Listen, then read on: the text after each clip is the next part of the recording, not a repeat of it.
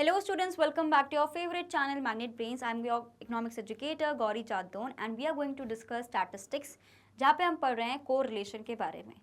Correlation के already बहुत सारे कॉन्सेप्ट को कवर कर लिया, उसका मीनिंग क्या है, उसके टाइप्स क्या क्या होते हैं। साथ ही में पहला मेथड ऑफ कोरिलेशन हमने पढ़ लिया है, that is your scatter method, कि स्कैटर डायग्राम के थ्रू हम लोग कोरिलेशन के बारे में कैसे पता लगा सकते हैं।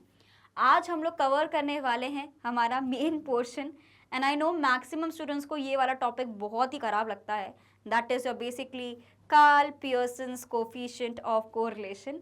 ठीक है, यहाँ से थोड़ा डिफिकल्टी लेवल बढ़ जाता है, कैलकुलेशंस आपके बढ़ जाते हैं, दिमाग खराब होना आपका बढ़ जाता है। एंड ये आपका नहीं, अधिकतर मेजरली स्टूडेंट्स का इस चीज़ में दिमाग खराब होता है। इसलिए मैंने आपको बोला था कि थ्योरी वाले पोर्शन को अच्छे से कर लेना, अगर आपको प्रैक्टिकल नहीं बनना। बाकी अपन प्रैक्टिस करेंगे तो वो भी आ जाएगा, पर दिक्कत है कि फोबिया रहता है ना थोड़ा, उससे हमें थोड़ा आगे निकलना पड़ता है। तो today students we are going to discuss this, लेकिन उससे पहले मैं आपको बता देती हूँ कि मैग्नेट बेस एक ऐसा चैनल है जो आपको प्रोवाइड करता है high quality education, that too free of cost. We talk about CBSE, we cover classes from kindergarten to class 12 and we also have a Hindi medium channel जहाँ पे हम कवर करते हैं आप सभी के लिए क्लासेस 6 से लेके क्लास 12 तक। वहाँ पर जो डिफरेंट कोर्सेज को हम कवर करते हैं डिफरेंट बोर्ड्स के, वो है हमारे पास MP board, UP board, Delhi board, Bihar board and Rajasthan board. तो आपको बिल्कुल बने रहना है स्टूडेंट्स मैग्नेट ब्रेन्स पर। And we also provide e notes and e books, उसकी जो लिंक है आपको डिस्क्रिप्शन बॉक्स में मिल जाएगी, तो कभी भी जाके आप देख सकते हो। समझ गए? कोई दिक्कत कोई परेशानी तो नहीं है, बस अब जल्दी से करना है आपको like share and subscribe to the channel. Okay, start करते हैं भाई आज का ये सेशन। कोरिलेशन का मतलब क्या होता है? जो डिफरेंट वेरिएबल्स हमारे पास गिवन रहते हैं उनके बीच में रिलेशन को पता लगाना है। पॉजिटिव है, नेगेटिव है, नो कोरिलेशन है, क्या सिचुएशन है, हाईली पॉजिटिव है, नेगेटिव है। हमने कोरिलेशन के रेंजेस को भी पढ़ा है। रेंज कहाँ से शुरू होती है हमारी? 0 होती है, फिर 0.25 हो जाती है, 0.75 हो जाती है, then we have 0.9 and then we have 1। इसके बेसिस पे हम देखते हैं कि जो हमारा कोरिलेशन है वो मॉडरली है, मॉडरेट है या फेयर है, कि लार्ज है, कि स्मॉल है, कि हमारे पास हाई है या लो है। उसके बेसिस पे हम देखते हैं कि हमारा डिफरेंट डिग्रीज ऑफ कोरिलेशन क्या क्या होते हैं, राइट, जिसके ऊपर ऑलरेडी हम बहुत अच्छा डिस्कशन कर चुके हैं। So now we'll move on to the question कि what is Karl Pearson's correlation of coefficient. उससे पहले let's have a quick overview of who was Karl Pearson, right. So Karl Pearson का जैसे कि आपको पता है 1867 से लेके 1936 तक का हम बोल सकते हैं पूरा इनका लाइफ का जर्नी रहा है। And a British statistician was the first person to give a mathematical formula for measuring the degree of relationship between two variables. And आप सभी को पता है कि जो यहाँ पे चीज़ें लिखी है, the relationship between two variables को ही हम लोग कोरिलेशन बोलते हैं। क्या बोलते हैं हम लोग? क्या बोलते हैं? कोरिलेशन बोलते हैं। नाउ सबसे पहले इस चीज को ने डिफाइन कब किया था? 1890 में। The Karl Pearson's coefficient of correlation is also known as product moment correlation and simple correlation coefficient. ये इंपॉर्टेंट है, ये MCQ में आपसे पूछ सकते हैं। ठीक है, क्या बोलते हैं? प्रोडक्ट मोमेंट कोरिलेशन और सिंपल कोरिलेशन कोफिशिएंट भी बोलते हैं। It is the most popular and widely used method to calculate the correlation coefficient. correlation coefficient, right? It is denoted by the symbol R, very important, है ना? And R is a pure number, it has no unit, you have to remember that। कैसे कोई unit नहीं, सिर्फ आपको R से लिखना है। जैसे कि हम बोलते हैं ना आपको रुपीस को ऐसे लिखना है, ऐसा कुछ नहीं है, सिर्फ आपको एक सिंबल है, आपको ये ध्यान रखना है। Clear? Take a screenshot fast.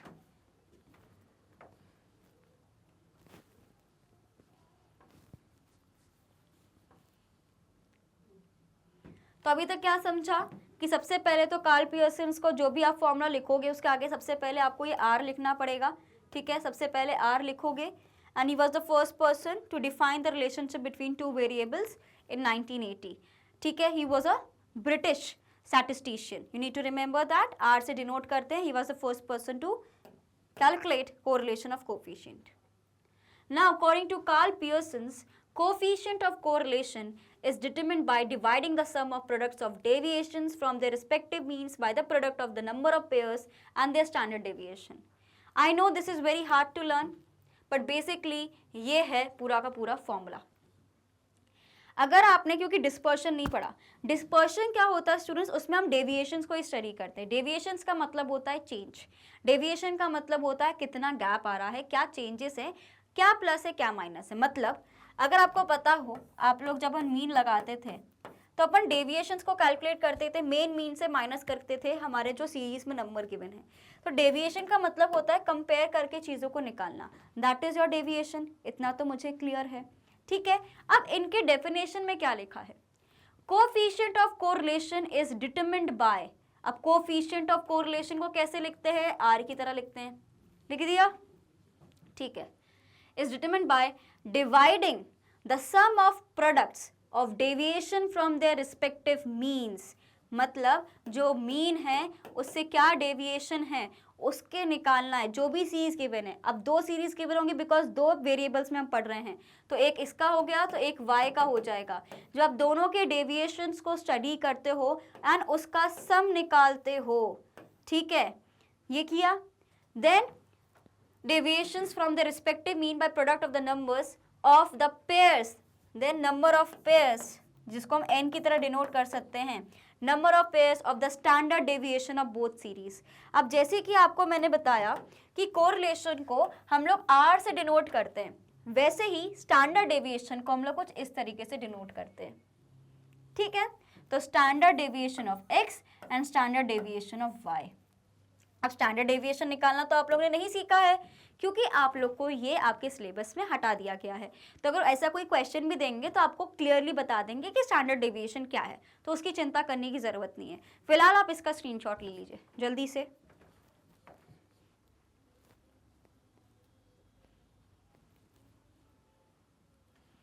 Clear?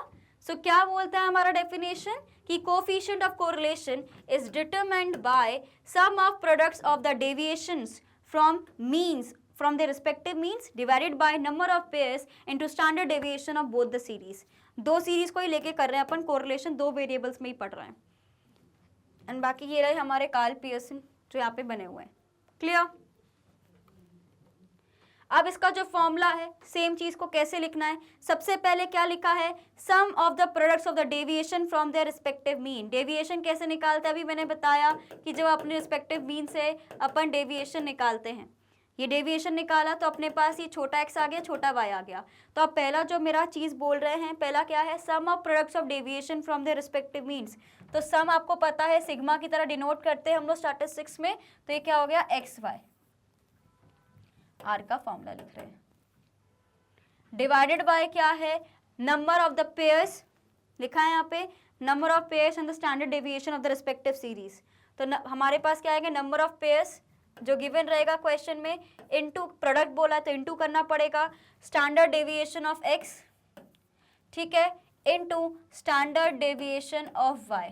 अब स्टैंडर्ड डेविएशन निकालने का फॉर्मूला क्या है हमारे पास, अगर x सीरीज का गिवन है तो कैसे निकलता है, x square divided by n, and आपको इसका रूट निकालना पड़ता है, ठीक है। आई नो ये रूट देख के आधे से ज़्यादा लोग का दिमाग खराब हो गया होगा। देन सिमिलरली अगर मुझे y का निकालना है तो क्या हो जाएगा, y square divided by n, clear. And r क्या होता है मेरे पास, कोएफिशिएंट ऑफ कोरिलेशन। जल्दी से इसका स्क्रीनशॉट लीजिए सबसे पहले।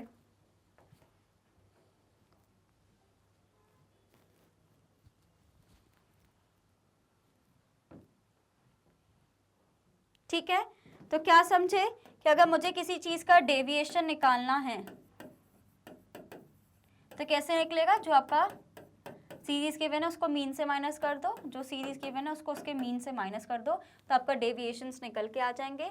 कोरिलेशन को अपन को आर की तरह लिखना है, ऊपर लिखेंगे समीशन ऑफ एक्स वाई, तो इससे छोटा x निकलेगा, इससे छोटा y निकलेगा, तो उसका समीशन अपन यहाँ पे लिख रहे हैं। पहला वाला पोर्शन कंप्लीट, नीचे लिखना है अपन को number of pairs into standard deviation of x into standard deviation of y।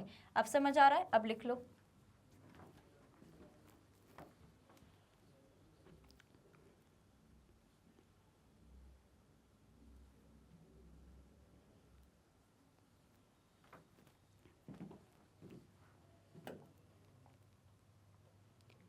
Now, Karl Pearson's coefficient of correlation and covariance. So, Karl Pearson method of calculating coefficient of correlation is based on the covariance of the concerned variables. Covariance is a statistical representation of the degree to which two variables vary. मतलब basically हम लोग किसका यहाँ पे बात कर रहे हैं, डिग्री ऑफ कि दो वेरिएबल्स एक दूसरे से कितने डिफर करते हैं।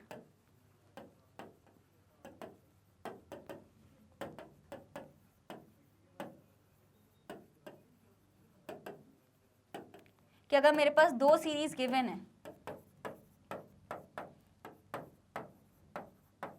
इन दोनों के बीच में कितना डिफरेंस है, दोनों एक दूसरे से कितने अलग हैं, इसके बारे में मुझे पता लगाना है, उसका एक स्टैटिस्टिकल रिप्रेजेंटेशन करना, वो कोवेरिएंस हो जाता है। तो क्या होता है, अगर मैं कोरिलेशन की बात कर रही हूँ उसमें हम ये देखते हैं कि दोनों कितने रिलेटेड हैं, कि दोनों कितने रिलेटेड हैं। वहीं पे कोवेरिएंस का मतलब क्या होता है, वेरिएंस ऐसे आप याद रखो, ये आ गया वेरी से, वेरी का मतलब होता है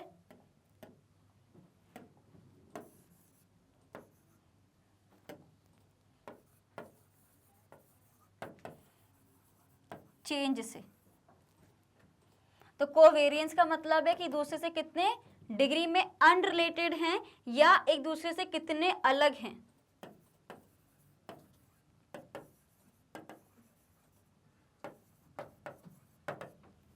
Clear? Basically, it is a number that reflects the degree to which two variables vary together. So correlation में अपन दोनों को देख रहे हैं कि कितने साथ में अच्छे हैं, फिर देख रहे हैं कि दोनों कितने अलग अलग हैं, ये दोनों चीज़ों को हमें देखना है। So correlation कोवेरिएंस के बीच में भी डिफरेंस कई बार आपसे एमसीक्यू में पूछ लेते हैं। Take a screenshot of it.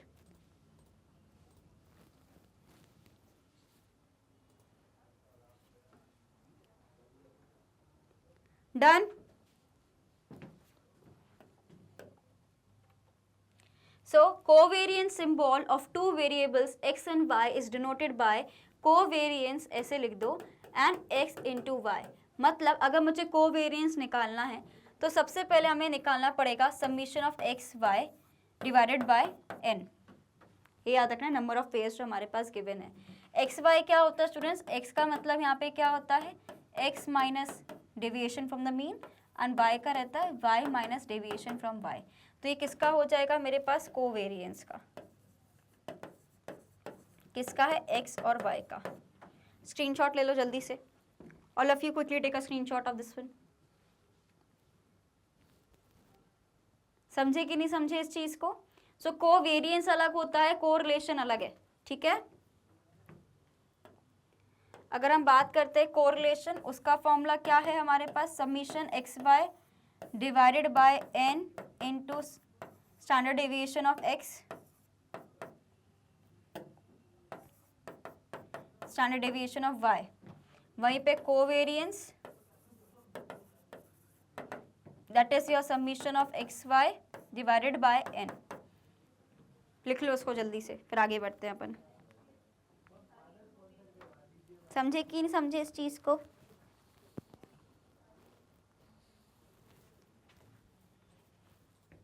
Done. अब मेरे पास एक क्वेश्चन आ रहा है सभी के लिए, हमारे में क्या पूछा गया है, find the coefficient of correlation between x and y, summation of product of the deviation x and y series from their respective mean is given as 150। यानी जो ऊपर वाला पोर्शन है हमें वो गिवन है 150, हमें नीचे वाला पोर्शन को कैलकुलेट करना है। काफ़ी चीज़ें हमारे लिए आसान कर दी है। मैंने क्या बोला था, अधिकतर केसेस में आपको स्टैंडर्ड डेविएशन गिवन होगा, तो स्टैंडर्ड डेविएशन भी आपको गिवन है, नंबर ऑफ आइटम्स भी आपको गिवन है। एक बार खुद से ट्राई करके देखिए कैसे सॉल्व कर सकते हैं। दो सीरीज गिवन है, एक्स सीरीज गिवन है, वाई सीरीज गिवन है। फॉर्मूला हमारा क्या लगता है, summation of x y divided by n into standard deviation of x and into standard deviation of y, that is related to your correlation of coefficient। सोचो क्या होगा इसका आंसर जल्दी से।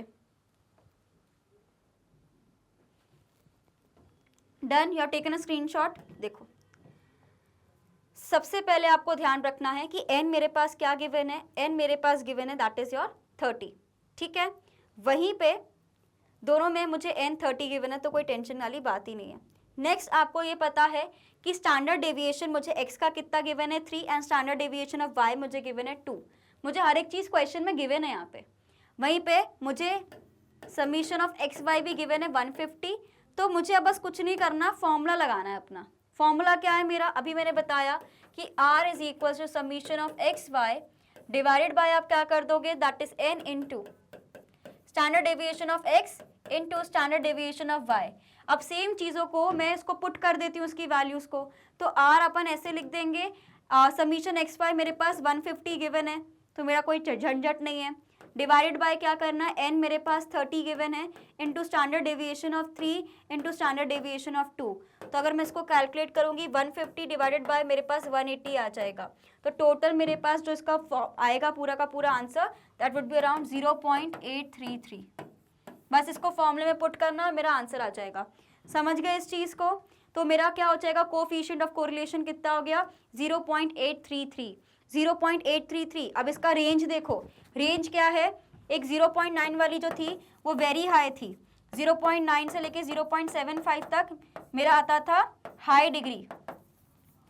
तो यहाँ पे क्या है 0.833 है, इसलिए हाई डिग्री ऑफ कोरिलेशन हो जाएगा। भूल मत जाना डिग्रीज ऑफ कोरिलेशन माइनस में होता है तो मेरे पास नेगेटिव है, पॉजिटिव है यहाँ पे। इसका स्क्रीनशॉट लीजिए जल्दी से सभी, ये पूरा मैंने यहाँ पे लिख के भी आपको समझाया है ना, स्क्रीनशॉट लीजिए जल्दी से। डन, समझ गए? तो ऐसे ही क्वेश्चंस अपने पास आएंगे जहाँ पे मैक्सिमम चीजें अपन को गिवन रहेंगी, बस अपन को प्रैक्टिस अच्छे से करनी है। क्लियर? ओके स्टूडेंट्स, ये समझ में आ गया, एग्जाम्पल हमें क्लियर है, प्लस फॉर्मूला हमें समझ में आ गया है। चलो एक और क्वेश्चन करते हैं, एग्जाम्पल नंबर 2 देखेंगे सभी।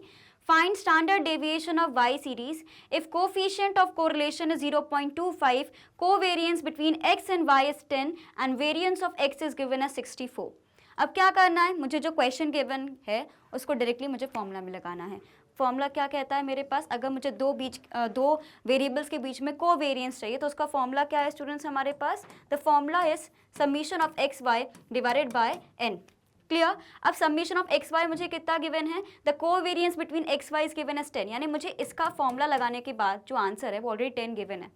अब वेरिएंस अगर मुझे पता लगाना है, सपोज कि ये वाला मेरे को वैल्यू पता लगाना है, ठीक है, तो हमें वेरिएंस पता लगाना है एक्स का, तो वो कैसे निकलेगा, जैसे कि 64 मेरे पास ऑलरेडी गिवन है, 64 किसका स्क्वायर रूट होता है, 8 का स्क्वायर रूट होता है, राइट? समझ गए इस चीज़ को, कोई कंफ्यूजन तो नहीं है? तो 8 का हमारे पास ये स्क्वायर रूट होता है, तो मुझे क्या करना है, summation of x y divided by n. अब इसको कैसे करेंगे, अब मुझे पता है कि जो मेरा कोरिलेशन को आर से डिनोट करते हैं, फॉर्मूला क्या है, summation of x y divided by n into standard deviation of x into standard deviation of y, ये गिवन है। ऐसे सिमिलर क्वेश्चन हम पहले भी कर चुके हैं।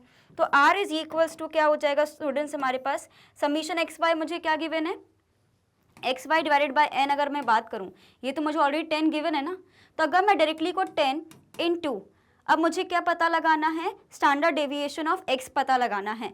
तो एक्स का तो मैंने निकाल लिया है 8, तो मैंने यहाँ पे लिख दिया 8 इंटू 1 डिवाइडेड बाय, अब क्या करना है मुझे, स्टैंडर्ड डेविएशन ऑफ वाई। अब स्टैंडर्ड डेविएशन ऑफ वाई कैसे पता लगाएंगे, और मुझे कोरिलेशन की वैल्यू गिवन है 0.25। तो हम सभी को पता है कि अगर मैं इसको कर दूं 10 डिवाइडेड बाय 8 इंटू 0.25, तो आंसर क्या आएगा, यहाँ से मैं हटाया मैंने पॉइंट, यहाँ के दोनों जीरो यहाँ लगा देती हूँ, ठीक है। 25 का ये 40 से कट जाएगा एंड 8 का क्या हो जाएगा 5 सा, तो मेरे पास जो वैल्यू निकल के आएगी स्टैंडर्ड डेविएशन ऑफ वाई कितना हो जाएगा 5। तो सबसे पहले कोवेरिएंस का फॉर्मूला मुझे लगाना है, बिकॉज कोवेरिएंस का मुझे ऑलरेडी गिवन है कि 10 है, तो इससे मुझे क्या पता चल जाएगा, मैं इसकी वैल्यू निकाल सकती हूँ स्टैंडर्ड डेविएशन की। फिर उस चीज़ को मैं कोरिलेशन में लगाऊंगी एंड जो बचा हुआ स्टैंडर्ड डेविएशन है मैं उसको कैलकुलेट कर सकती हूँ। Take a screenshot of it. समझे कि नहीं समझे? क्लियर है? क्या पढ़ा हमने सबसे पहले कि कोवेरिएंस का फॉर्मूला क्या होता है, summation x y divided by n. तो ये मुझे ऑलरेडी 10 गिवन है, ये मुझे ऑलरेडी क्वेश्चन में 10 गिवन है, और अगर मुझे आर की वैल्यू निकालनी रहती है तो क्या होता है, summation x y divided by n into standard deviation of x into standard deviation of y, ये मेरा रहता है। अब summation x y into n तो मुझे ऑलरेडी 10 गिवन है, अब मुझे स्टैंडर्ड डेविएशन ऑफ एक्स कैसे निकल सकता है, मुझे वेरिएंस गिवन है, तो अगर मैं इसका स्क्वायर रूट निकालूंगी, 8 का स्क्वायर कितना होता है 64, तो मेरे लिए क्या हो जाएगा 1 डिवाइडेड बाय 8 हो जाएगा इंटू 1 डिवाइडेड बाय, आप y कर दो एंड कोरिलेशन की वैल्यू मुझे गिवन है 0.25, तो मैंने वो लिख दी यहाँ पे। अब कुछ नहीं करना है, जल्दी से क्रॉस मल्टीप्लाई करना है, 10 डिवाइडेड बाय 8 इंटू हो जाएगा 0.25, यहाँ से पॉइंट हटाए, 2 जीरो यहाँ निकाले, या 40 से कट जाएगा एंड 8 5 सा होता है अपने पास 40, सो दैट इज़ वाई 5 इसकी वैल्यू आ जाएगी। तो स्टैंडर्ड डेविएशन ऑफ y कितना हो जाएगा 5। क्लियर? ओके, नेक्स्ट अब हमारे पास दो मेथड्स होते हैं कैलकुलेट करने के लिए, एक्चुअल मीन मेथड होता है और डायरेक्ट मेथड होता है मेरे पास कैलकुलेट करने का कार्ल पियर्सन का। ठीक है, ये सारी चीज़ें बाद में देखेंगे, डायरेक्टली पहले कैलकुलेट करना सीखते हैं। सबसे पहले आपको ये समझना है कि जो फॉर्मूला होता है, अब जैसे कि इससे पहले वाला फॉर्मूला अलग था, लेकिन जब हम लोग को मीन के बेसिस पे कैलकुलेट करना है, क्या है मेरे पास एक्चुअल मीन मेथड मुझे गिवन है। एक्चुअल मीन मेथड अगर मुझे गिवन है तो क्या होगा, अगर r की value is equals to summation of x y divided by क्या हो जाएगा, अंडर रूट लिखोगे सबसे पहले आप लोग, फिर आप करोगे sigma x square minus sigma y square. ठीक है, ये फॉर्मूला है हमारे पास, अप्लाई करके देख लो। Calculate coefficient of correlation given the following data, जो मुझे यहाँ पे डेटा गिवन है उसके थ्रू मुझे कैलकुलेट करना है। लेट्स सी कैसे कैलकुलेट कर सकते हैं। सबसे पहले हमारे पास वैल्यूज गिवन है कि हमें सबसे पहले डेविएशंस निकालने पड़ते हैं। ये एक्स स्क्वायर गिवन है, वाई की वैल्यू गिवन है और ये सारी चीज़ें मुझे ऑलरेडी यहाँ पे गिवन है, ये चीज़ें मुझे समझ आ रही हैं। तो सबसे पहले एक्स की वैल्यू क्या गिवन है, 2 3 4 5 6 7 8 गिवन है। अगर मैं समीशन ऑफ एक्स करती हूँ तो कितना आएगा 35, एन की वैल्यू मुझे 7 गिवन है। एंड आपको पता है एवरेज कैसे निकलता है, sum of all observations divide by number of observation. तो मेरे पास क्या आ जाएगा, समीशन वाई, मतलब मीन हमारे पास आ जाएगा y। अब मुझे पता है डेविएशन कैसे निकालते हैं, जो मेरे पास x की वैल्यू उसको हम लोग माइनस करते हैं विद द मीन। तो मैंने माइनस करना है, 2 को अगर मैं 5 से माइनस करूंगी तो -3 आएगा, 3 को अगर मैं 5 से माइनस करूंगी तो -2 आएगा, 4 को अगर मैं 5 से माइनस करूंगी तो कितना आएगा मेरे पास -1 आ जाएगा। एंड 5 को माइनस करूंगी 5 से तो 0 आएगा। सिमिलरली 6 को माइनस करूंगी तो 1 आएगा, 7 को माइनस करूंगी तो भी 2 आएगा, एंड 8 को माइनस करूंगी 5 से तो 3 की वैल्यू आएगी। जो चीज़ें हमने x के लिए करी हैं सेम चीज़ें मुझे y के लिए भी करनी है। लेकिन अब क्या होता है, मेरा फॉर्मूला में क्या कहता है, समीशन एक्स स्क्वायर भी है, मतलब ये जो x की वैल्यू आई है मुझे इसका स्क्वायर करना पड़ेगा। 3 का स्क्वायर हो गया 9, 2 का स्क्वायर हो गया 4, 1 का हो गया 1, 0 का 0, देन अगेन 1 का 1, 2 का 4, 3 का 9। तो मेरे पास क्या आ जाएगा, समीशन ऑफ एक्स स्क्वायर कितना आ जाएगा मेरे पास 28। क्लियर। अब नेक्स्ट मुझे सेम सिचुएशन पूरा y के लिए भी करना है। सबसे पहले y का मीन निकालूंगी, मेरे पास 10 आ गया, उससे मैं डेविएशंस को कैलकुलेट करूंगी। डेविएशंस को कैलकुलेट करने के बाद इसका मुझे स्क्वायर करना है। सो 6 का स्क्वायर कितना हो जाएगा 36, 3 का स्क्वायर हो जाएगा 9, 2 का स्क्वायर हो जाएगा 4, 1 का स्क्वायर हो जाएगा 1, 0 का 0 रहेगा, 4 का हो जाएगा 16 एंड 8 का हो जाएगा 64। क्लियर। अब मुझे क्या पता है, समीशन y, यहाँ पे 0 आएगा, डेविएशन से इसका मतलब नहीं है, लेकिन y स्क्वायर अपन को निकालना है। उसके बाद एक और है, हमें समीशन एक्स वाई भी तो करना है, मतलब x को y से इंटू करना पड़ेगा। यानी ये जो डेविएशन अपन ने निकाले हैं ना, ये जो x निकाला है इसके डेविएशन y से मल्टीप्लाई करना पड़ेगा। तो 3 6 कितना होता है 18 होता है, तो मैंने लिख दिया, ये भी माइनस था ये भी माइनस था तो प्लस हो गया। देन 2 इंटू 3 कितना हो गया 6, 1 इंटू 2 हो गया मेरे पास 2, 0 का तो 0 रहना है। देन अगेन 1 इंटू 0 0 है, 2 इंटू 4 हो गया 8 एंड 3 इंटू 8 हो गया मेरे पास 24। तो मेरे पास समीशन ऑफ एक्स वाई कितना आ गया है 58। Right, take a screenshot of it. Okay, अब मेरा फॉर्मूला क्या है, फॉर्मूला है मेरे पास r is equal to sigma x y divided by square root हमें लगाना है सभी को बहुत अच्छे से, summation of x square into summation of y square अपन लगा देंगे तो अपने पास पूरा सारी चीज़ें आ जाएंगी। सबसे पहले आपको देखना है, सारी वैल्यूज़ मैंने कैलकुलेट कर ली है। r की वैल्यू पे अपन क्या लिखेंगे, समीशन ऑफ एक्स वाई कितना आया अपने पास 58, तो 58 यहाँ पे लिख दिया, डिवाइडेड बाय आपको किससे करना है यहाँ पे, that is your x square कितना आया अपने पास 28, 28 लिख दो, इनटू आप कर दो स्टूडेंट्स कितना आया है अपने पास 130। ठीक है, तो अपने पास r की वैल्यू जो टोटल कैलकुलेट करके कुछ आ रही है 58 डिवाइडेड बाय कितना हो जाएगा 60.33 लिख दो। तो जो टोटल वैल्यू आ रही है अपनी 0.96 आ रही है, मतलब ये बहुत ज़्यादा हाईली पॉजिटिव कोरिलेशन हो जाएगा जो हमने रेंज देखी है उसमें। Clear, done. ओके, नेक्स्ट है मेरे पास डायरेक्ट मेथड। डायरेक्ट मेथड का मतलब है कि मुझे बिल्कुल भी मीन लगाने की ज़रूरत नहीं है, लेकिन इसका जो फॉर्मूला है थोड़ा सा टफ है याद करना। सबसे पहले आप लिखोगे n की वैल्यू, ठीक है, सबसे पहले n की वैल्यू लिखनी है, देन आप करोगे समीशन एक्स वाई माइनस आप करोगे समीशन एक्स वाई से, डिवाइडेड बाय करोगे स्क्वायर रूट लगाओगे n summation x square minus summation अपना हो जाएगा एक्स स्क्वायर इनटू सेम चीज़ अपन लिखेंगे n then summation y square minus summation y square. Clear? ये मेरा फॉर्मूला हो जाएगा, जस्ट इन केस अगर आपको ये समझ नहीं आ रहा। इसमें मीन नहीं लगेगा, उसके बिना करेंगे। कैसे करेंगे जल्दी से देखते हैं। Again we have to calculate it by the direct method. सबसे पहले आपको ध्यान रखना है कि मुझे यहाँ पे मीन निकालने की जरूरत नहीं है।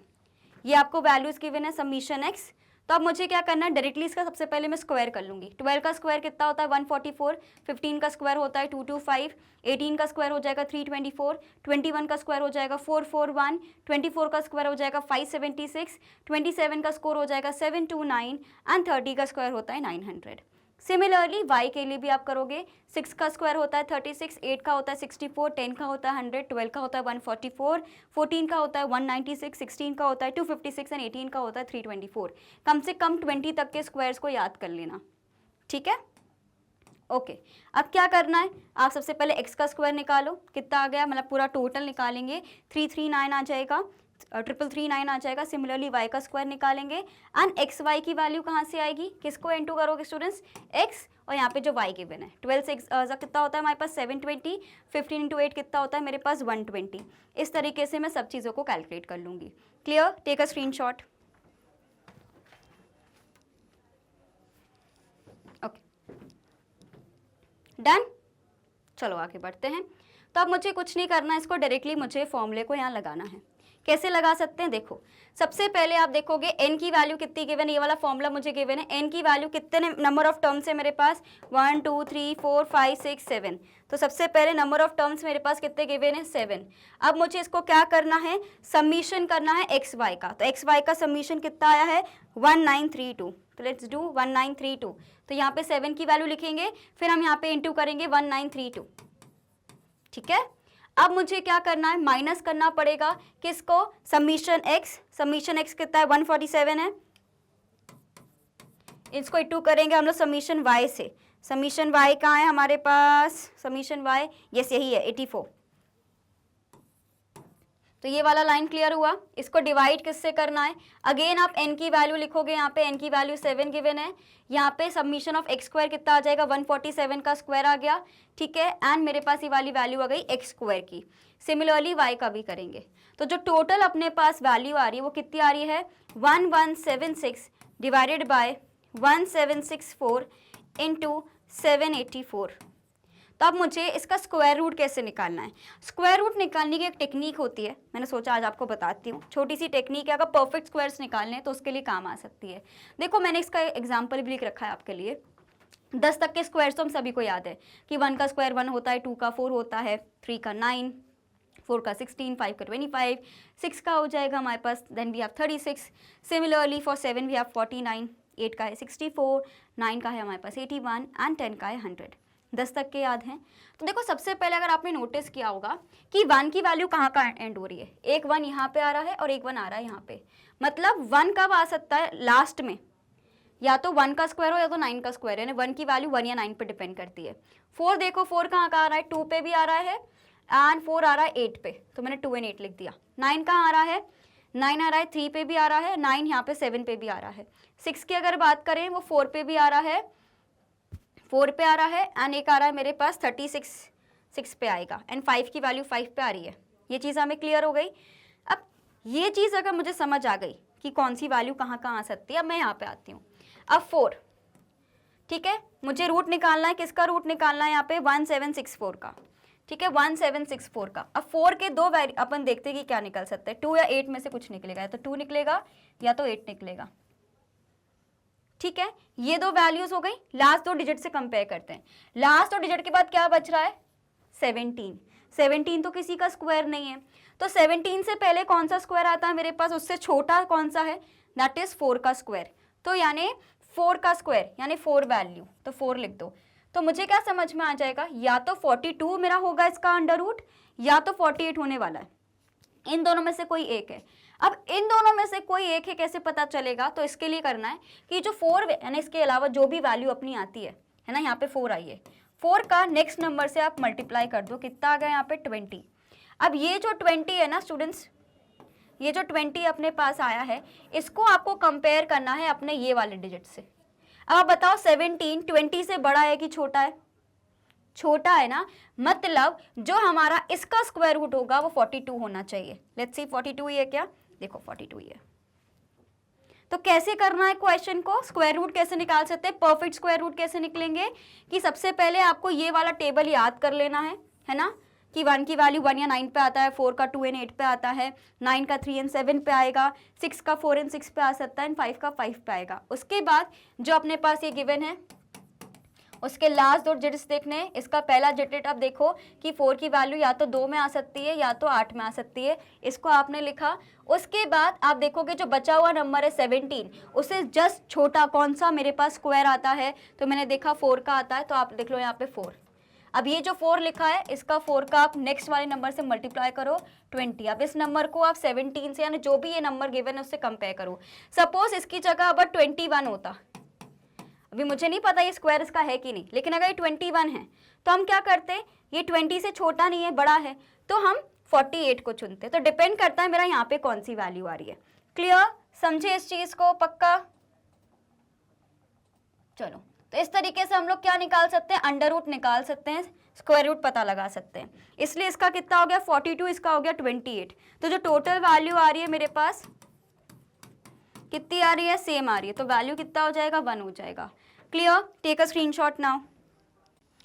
ओके स्टूडेंट्स, तो होपफुली आपको अब स्क्वायर रूट निकालने में दिक्कत नहीं होगी कि कैसे हम उसको कैलकुलेट कर सकते हैं। इसे परफेक्ट स्क्वायर्स में चलता है, याद रखना, इनपरफेक्ट में पॉइंटर्स में जहाँ पे आता है ना उस पर नहीं चलेगा, लेकिन फिर भी थोड़ा बहुत अंदाजा अपन लगा सकते हैं, तो थोड़ा बहुत अपन निकाल सकते हैं, कोई दिक्कत नहीं है। ठीक है, चलो नेक्स्ट है हमारे पास शॉर्टकट मेथड। यहाँ पे अज्यूम्ड मीन मेथड भी आप बोल सकते हो, जहाँ पे हम अज्यूम करते हैं कि मीन है कोई। ठीक है, इसका जो फॉर्मूला है जैसे कि आप देख सकते हो कुछ इस तरीके से, डरना नहीं, अभी अप्लाई करेंगे समझ आएगा। ठीक है, सबसे पहले let's quickly just go through the table, because हम जितना ही पढ़ ले जब तक हम उस टेबल को एनालाइज नहीं करेंगे समझ नहीं आएगा। अब क्या गिवन है, calculate the coefficient of correlation of the data given in the example 4 by the shortcut method. यानी जो डेटा आपको वहाँ गिवन था, सेम डेटा गिवन है, उसी को हमें फिर से कैलकुलेट करना, लेकिन डिफरेंट मेथड से। चलो देखते हैं। सबसे पहले आपको ये ध्यान रखना है कि अज्यूम मीन, जैसे कि हम लोग मीन में कैलकुलेट करते थे ना, वैसे ही करना है। ये हमारे पास एक एक्स सीरीज गिवन है, इसमें से आप कोई भी अज्यूम कर सकते हो कि ये मेरा मीन है। मत निकालो मीन, मत करो टाइम वेस्ट, कोई भी अज्यूम कर लो। सपोज यहाँ पे हमने इस क्वेश्चन में 18 को एज अज्यूम्ड मीन मान लिया, अज्यूम कर लिया। अब क्या करना, जो डेविएशन सब उसमें निकालते थे ना, अब वो डेविएशन आप ये अज्यूम मीन से निकालोगे। जिन बच्चों ने मीन पढ़ा उनको समझ में आ रहा होगा कि हम क्या कर रहे हैं। ठीक है, तब 18 से मैं डेविएशंस को निकालूंगी। डेविएशंस कैसे निकाले जाते हैं कोई मुझे बताएगा। जो हमारे पास एक्स सीरीज गिवन रहती है उसको हम लोग माइनस कर देते हैं अज्यूम मीन से। तो अगर मैं 12 को 18 से माइनस करूंगी तो -6 आएगा, 15 को माइनस करूंगी तो -3 आएगा। एंड अगर इन द केस स्टूडेंट्स हम बात करते हैं, अगर मैं 15 को माइनस करूंगी -3, 18 में से 18 को माइनस करूंगी 0 आएगा, 21 में से 18 को माइनस करूंगी तो +3 आएगा, 24 में से माइनस करूंगी तो +6 आएगा, 27 से माइनस करूंगी तो +9 आएगा, एंड 30 से माइनस करूंगी तो +12 आएगा। ये चीज़ मुझे समझ आ गई, इसमें तो कोई कन्फ्यूजन नहीं है। तो अब मुझे याद रखना है कि यहाँ पे जो हम साइन लगाते हैं ना प्लस माइनस के, इसको हमें इग्नोर नहीं करना है, इसे अच्छे से देखना है। अब देखो ये कितना आ रहा है अपने पास, इसकी वैल्यू 9 आ जाएगी, एंड इसकी वैल्यू अगर हम बात करेंगे कितना है मेरे पास, आ जाएगा 15, सॉरी यहाँ पे भी प्लस है। तो आपको देखना पड़ेगा कि इसमें से अपन को 9 को माइनस करना है, तो 30 में से माइनस करेंगे तो कितना आएगा अपने पास 21। तो प्लस माइनस का खेल याद रखना है। अब ये जो वैल्यू मेरे पास निकली है मैं इसका स्क्वायर कर दूंगी, तो कितना हो जाएगा 36, 3 का स्क्वायर 9, 0 का 0 रहता है, 3 का 9, देन वी हैव 6 का 36, 9 का 81 एंड 12 का होता है 144। ये आ गया, तो मेरे पास क्या आ जाएगा समीशन ऑफ डी स्क्वायर, ये कितना आ गया मेरे पास 315। अब देखो ये सेम चीज़ हमें किसके लिए करनी है, y के लिए भी करनी है। y में से भी कोई अज्यूम कर लो, 10 को अज्यूम कर लो, बहुत सिंपल हो जाएगा। 6 में से 10 को माइनस करोगे -4 आएगा, 8 को माइनस करोगे -2 आएगा, 10 में से 10 गया 0, 12 से माइनस करोगे +2 आएगा, 14 से माइनस करोगे +4 आएगा, 16 से माइनस करोगे +6 आएगा, 18 से माइनस करोगे तो +8 आएगा। तो टोटल कितना बन गया मेरे पास 14। ये चीज़ हमें समझ आ गई। अब नेक्स्ट जो चीज़ हमारे पास आते हैं, यहाँ पे आता है dy स्क्वायर। क्या होता है dy स्क्वायर, यानी ये जो आपने निकाला है डेविएशन उसका स्क्वायर। तो 4 का कितना हो गया 16, 2 का हो जाएगा 4, 0 का 0, 2 का 4, 4 का 16, 6 का 36, 8 का 64। तो टोटल अपने पास कितना आएगा, इसको ऐड करो, दैट इज़ 140। अब आपको पता है एक निकलेगा अपने पास x into y, x y भी लिख सकते हो उसको। डेविएशन इसलिए लगा देते हैं क्योंकि हम लोग ये वाला जो मेथड कर रहे हैं इसमें अज्यूम मीन ले रहे हैं। यानी जो अपने पास ये निकला है ना वैल्यू 6 की वैल्यू और ये निकली है 16 की वैल्यू, अपन को एक सॉरी ये वाली जो y की अपने पास जो वैल्यू है dy स्क्वायर की, सो dx को और dy को मुझे मल्टीप्लाई करना है। जैसे कि 4 × 3 अपने पास अपन को ये मल्टीप्लाई करना पड़ेगा, जो x की वैल्यू गिवन है एंड जो y की वैल्यू गिवन है, dx इंटू जो हमारे पास dx है एंड dy को हम लोग मल्टीप्लाई करेंगे। उन सब की वैल्यूज़ को यहाँ लिखते चलेंगे तो मेरे पास टोटल कितना आ जाएगा, that is your 210। Take a screenshot.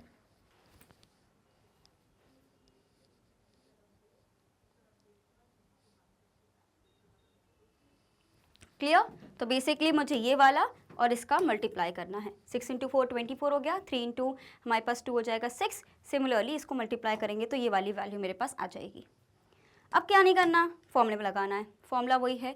अब r इज इक्वल्स टू ऊपर वाला जो फॉर्मूला है अपने पास जो अपन ऐसे करके लगा रहे थे, अब इसकी जगह अपन को d लगाना पड़ेगा क्योंकि अज्यूम मीन है। तो क्या हो जाएगा, dx dy minus dx into dy। तो मतलब पहले हम दोनों को ऐड कर रहे हैं dx dy को और बाद में dx को अलग कर दिया, dy को अलग कर दिया। ठीक है, फिर आपको इसको डिवाइड करना है, अंडर रूट लगाओगे, n की वैल्यू आएगी। अब n को किससे करोगे, समीशन dx स्क्वायर और फिर माइनस करके ब्रैकेट में क्या करोगे, समीशन dx स्क्वायर। जो जैसा आपने पहले किया था सेम है, बस अज्यूम मीन आ गया यहाँ पे और कुछ नहीं है। सिमिलर चीज़ आप y के लिए करोगे, sigma dy square minus sigma y square. Clear? अब जो मेरे पास ये पूरी वैल्यूज़ गिवन हैं उसको मुझे फॉर्मूले में लगाना है। जैसे कि इस वाले केस में भी आप देखोगे 7 × 210 minus 21 into 41, 7 × 315 minus 21 square and 7 × 140 into 14 square. तो जब मैं इसको इंटू कर रही हूँ स्टूडेंट्स तो मेरे पास क्या वैल्यू आ रही है, 1764 एंड 784, जो इससे पहले वाले क्वेश्चन में भी मैंने आपको सिखाया था कि किस तरीके से आपको आंसर करना है। राइट अब जैसे कि मेरे पास क्या गिवन है, 784 गिवन है। अगेन मेरे पास 4 की वैल्यू गिवन है, इधर भी किसकी वैल्यू गिवन थी, 4 की वैल्यू गिवन थी। 4 में क्या आता है, या तो 2 आएगा या तो 8 आएगा। राइट या तो 2 आएगा या तो 8 आएगा। अब बची हुई वैल्यू क्या बची अपने पास, 7। 7 से जस्ट पहला कौन सा स्क्वायर आता है, 3 3 ज़ा 9 होता है एंड 2 2 ज़ा 4 होता है। तो अगेन ये कौन सी, सॉरी 2 2 ज़ा 4 होता है, तो किसका होता है 2। तो यहाँ पे याद रखना है या तो 22 आ सकता है या तो 28। फिर आपको क्या करना है, इस वैल्यू को नेक्स्ट वाले से मल्टीप्लाई करना रहता है। सो 2 × 3 कितना आ गया मेरे पास, 6। अब ये 7 जो है ये 6 से छोटा है कि बड़ा है, बड़ा है ना, इसलिए बड़े वाली जो वैल्यू होगी वो मेरा इसका स्क्वायर रूट होगा, इसलिए इसका स्क्वायर रूट कितना हो जाएगा, 28। तो इस तरीके से अपन को सॉल्व करना है। क्लियर? तो मुझे पता चल गया कि कैसे आएगा। तो मेरे पास टोटल आंसर पहले जैसा सेम आएगा, बिकॉज सेम क्वेश्चन है, आप कोई भी मेथड करोगे तो कोरिलेशन की वैल्यू तो सेम आएगी। तो मेरे पास आंसर आ जाएगा 1, यानी perfectly correlated. Clear? Take a screenshot.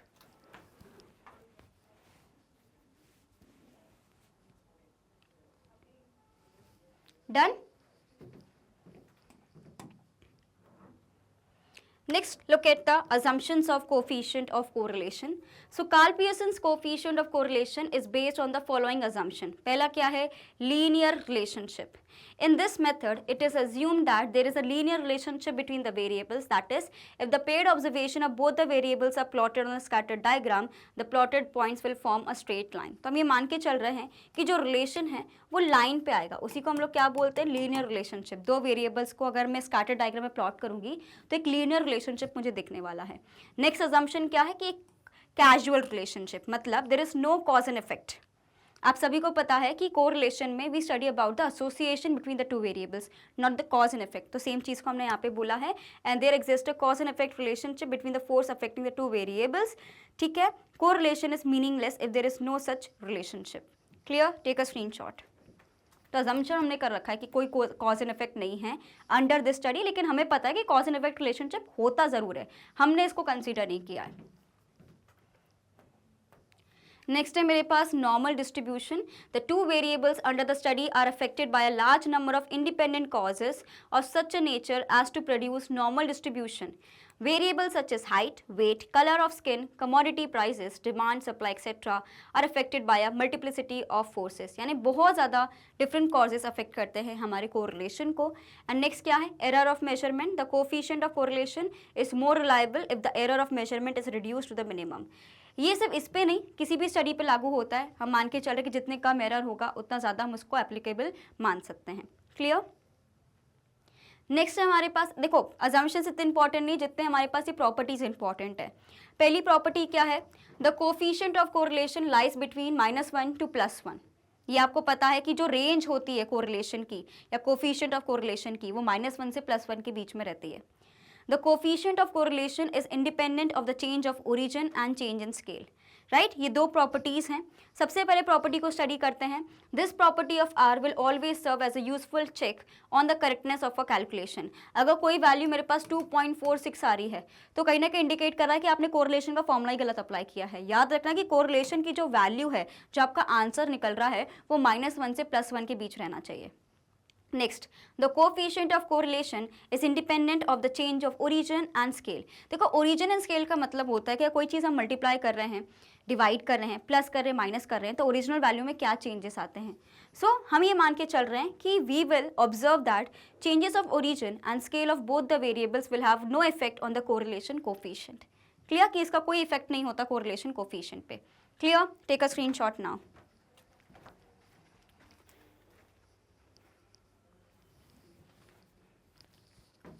Okay. Next we have the coefficient of correlation is a measure of the linear relationship. R is positive when both the variables increase or decrease together. R is negative when values of one variable increases as values of other decreases. तो हम सभी को पता है एक linear relationship है, हमने अभी भी पढ़ा कि पॉजिटिव और नेगेटिव हो सकता है लेकिन लीनियर ही रहेगा। नेक्स्ट क्या है, the two variables x and y are independent, coefficient of correlation between them will always be 0।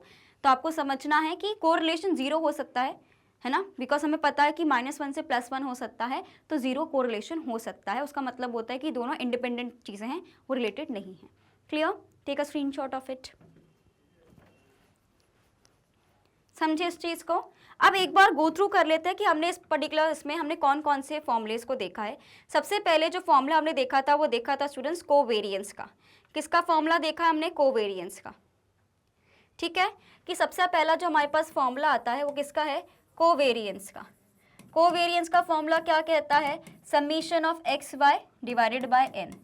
ठीक है, अगर मुझे किसी का वेरिएंस गिवन है तो उस केस में मैं उसका स्टैंडर्ड डेविएशन निकाल सकती हूँ अगर मुझे उसका स्क्वायर रूट मिल जाता, जैसे कि इस केस में गिवन था।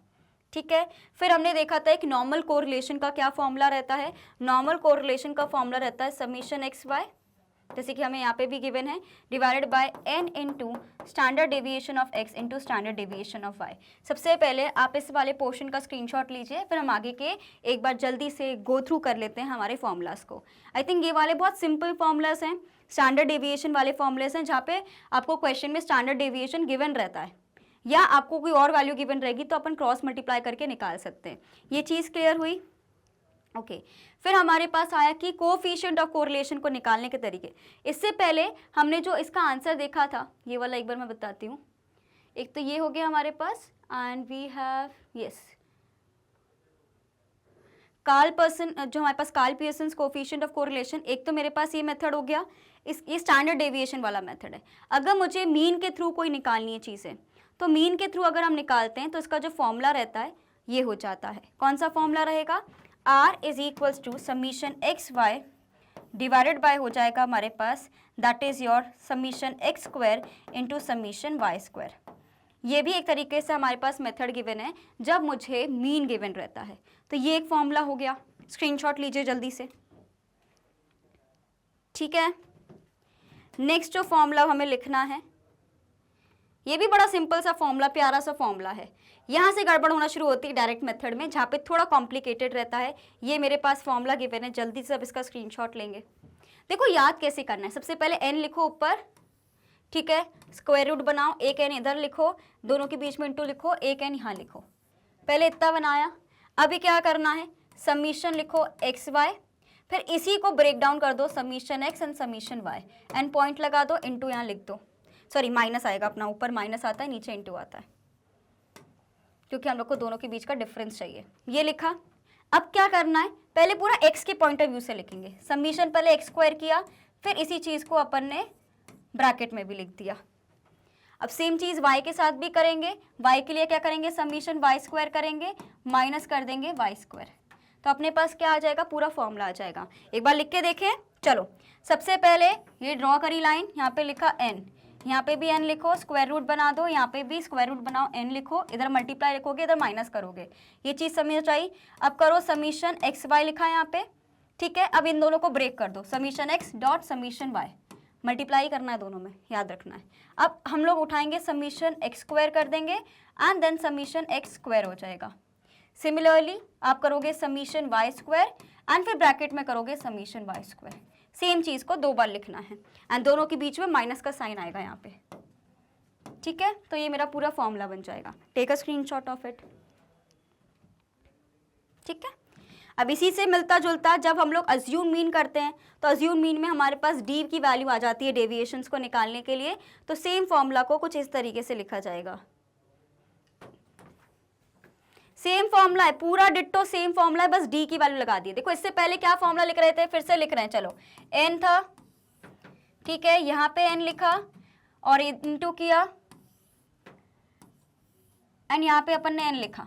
फिर क्या करते थे, समीशन एक्स वाई लिखते थे, माइनस करते थे हमारा summation x summation dot y को, है ना। अब इसकी जगह क्या लगा दिया अपन ने, कुछ नहीं किया है, बस डी लगा दिया, यहाँ पे डी लगा दिया, यहाँ पे भी डी आ जाएगा और यहाँ पे भी डी आ जाएगा। सिर्फ इतना डिफरेंस है, बाकी सब हमारा सेम है। अब क्या करना है, फिर से देखो, एक्स की वैल्यू नहीं उठाओ, समीशन एक्स स्क्वायर आता है, माइनस करते हो आप लोग समीशन एक्स स्क्वायर से। सेम चीज़ आप यहाँ पे करते हो, समीशन वाई स्क्वायर माइनस करते हो समीशन वाई स्क्वायर से। कुछ नहीं करना है, इन सबके आगे डी लगा दो।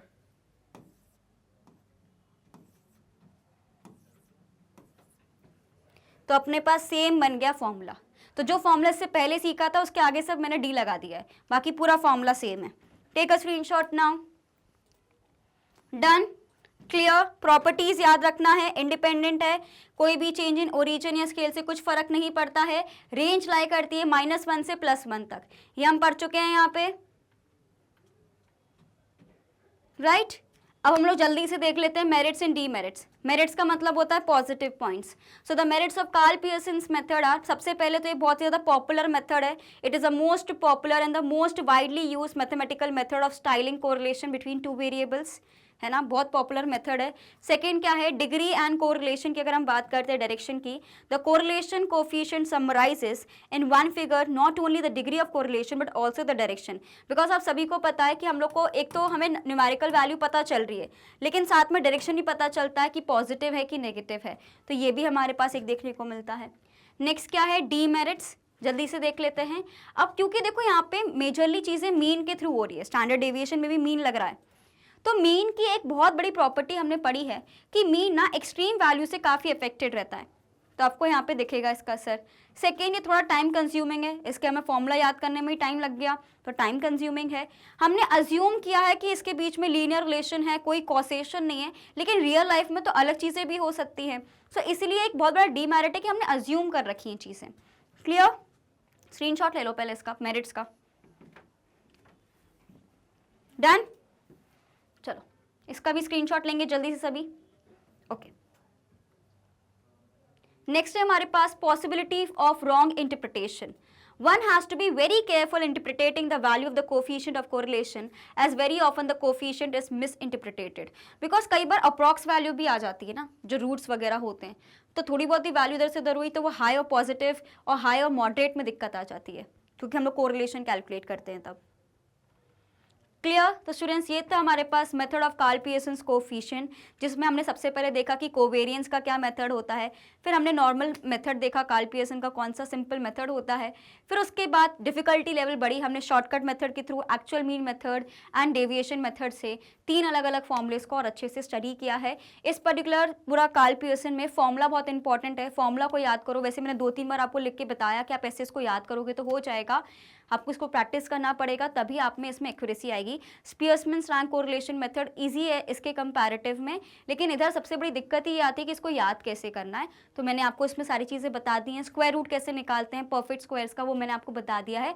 कम से कम 20 तक के स्क्वायर्स तो आपको याद करके रखने हैं, तो थोड़ी बहुत इजी हो जाएगी, बिकॉज ज़्यादा टफ वाला न्यूमेरिकल नहीं देखने को मिलता है, कोई मैथमेटिक्स का एग्जाम नहीं है, स्टैटिस्टिक्स है, तो टफ वाला आपको देखने को ज़्यादा मिलेगा नहीं, एक आध ही आएगा। सो दैट इज़ वाई थोड़ा अपना प्रिपरेशन करके चलो कि एटलीस्ट स्क्वायर रूट्स वगैरह तो एटलीस्ट 20 तक हम याद कर लें। बाकी टेक्निक्स और टिप्स मैंने आपको बता दी है, स्पीड मैथ्स की और भी टेक्निक्स आप सीख सकते हो अगर आपको और अच्छा स्टैटिस्टिक्स करना है तो। क्लियर स्टूडेंट्स, तो होपफुली आपको आज की क्लास अच्छी लगी होगी।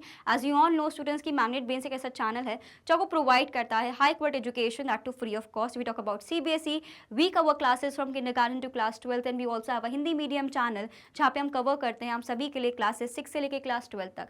वहाँ पे जो डिफरेंट स्टेट बोर्ड्स को हम फॉलो करते हैं वो है हमारे पास Delhi board, Bihar board, UP board, MP board and Rajasthan board. And apart from these board classes we also provide you 3 special courses like Vedic maths crash course and spoken English course भी आपको देखने को मिल जाएगा। तो आपको बिल्कुल बने रहना है स्टूडेंट्स मैग्नेट ब्रेन्स पर। And we also provide e notes and e books, उसकी जो लिंक है आपको डिस्क्रिप्शन बॉक्स में मिल जाएगी, तो कभी भी जाके आप देख सकते हैं स्टूडेंट्स। एंड हमें सिर्फ यूट्यूब पे नहीं, डिफरेंट सोशल मीडिया साइट्स पे आप फॉलो कर सकते हो like Facebook, Instagram, Twitter and WhatsApp, ताकि कोई भी इंपॉर्टेंट अपडेट आपसे बिल्कुल मिस ना हो। और इसी तरीके से आपको बने रहना है मेरे साथ मैग्नेट ब्रेन्स पर। फाइन स्टूडेंट्स, मैं मिलती हूँ आपसे नेक्स्ट वीडियो में। Till then bye bye and thank you watching this video.